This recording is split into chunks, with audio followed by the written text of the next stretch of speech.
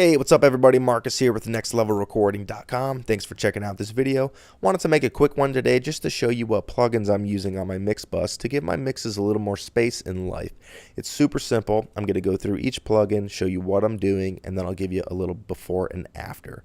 Now, a lot of the times when you're sending all your tracks to a master fader, you can get some low-mid buildup that adds some mud to your mix. So my first plugin is an EQ. I'm using the FabFilter ProQ2, and this particular song had a buildup around 425, and I'm just notching out about 2 dB. I'm not doing crazy movements. Remember, this is your master fader, so everything you do is going to affect the entire song. So subtle movements are really the way to go. So this particular song, 425, took about 2 dB out, and that's it. Now after the EQ, I'm using the Elysia Alpha Master compressor, and this thing is absolutely incredible, and it's going to add so much width and depth to your song. You're not going to even know what to do with it. So I'm using a preset, number 13, mid-side unlinked, and what this allows me to do, it allows me to adjust each side of the stereo mix independently of each other. Now, all I'm doing is adjusting the threshold on each side to get me about 2 to 3 dB of gain reduction, and that's it. I'm not adjusting the attack or the release or the ratio. I've used this for a long time on every single mix, and the mid-side unlinked, with just adjusting the threshold has really been a game changer for me. Now after the Elysia Alpha Master, I'm going to compress the entire signal with the SSL bus compressor. I'm using a 4:1 ratio, the attack set to the slowest it can go, the release set to auto, and the threshold I'm adjusting just to get me 1 to maybe 2 decibels of gain reduction, not too much. And then makeup gain, I'm just adding 1 decibel of gain just to get back a little bit of what we're losing, which isn't much. And then after the second compressor, I'm just using the L1 limiter. I have the out ceiling set to -0.1, so no signal is going to go above this, so you're not going to clip.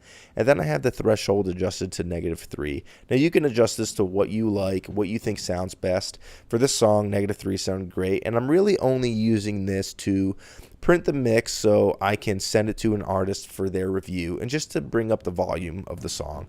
If I'm sending this to a mastering engineer, I'm not going to use the L1 limiter. I'm not going to do any limiting. I'm just going to do the EQ and some slight compression and send it off.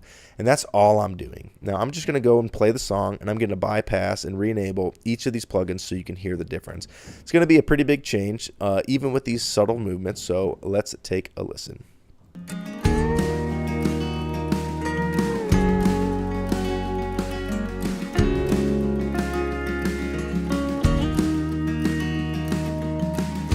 First time I saw you in that dress, your eyes were red, and hair's a mess, and this was supposed to be your big day.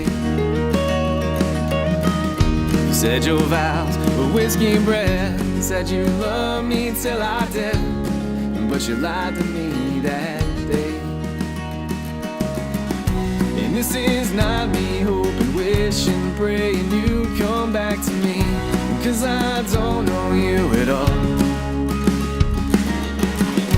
All those Cool. That is all I'm doing. Super subtle movements. You hear big changes. You hear the biggest change on a limiter because it's raising the volume a pretty good bit. But when the Elysia Alpha Master is enabled, it just gets super wide, super deep, and it just does something that I don't even know what the heck it's doing, but it's amazing. I'd love for you guys to try these out. I'm going to put links to these plugins in the video description if you want to try them out or even buy them. I will tell you the Elysia Alpha Mixer is a little bit on the pricey side, but it goes on sale about once a year, and I recommend waiting for that and jumping on it and getting it. Let me know what's on your master bus. Let me know if any of these have helped you, and until the next video, I'll check you all later. See ya.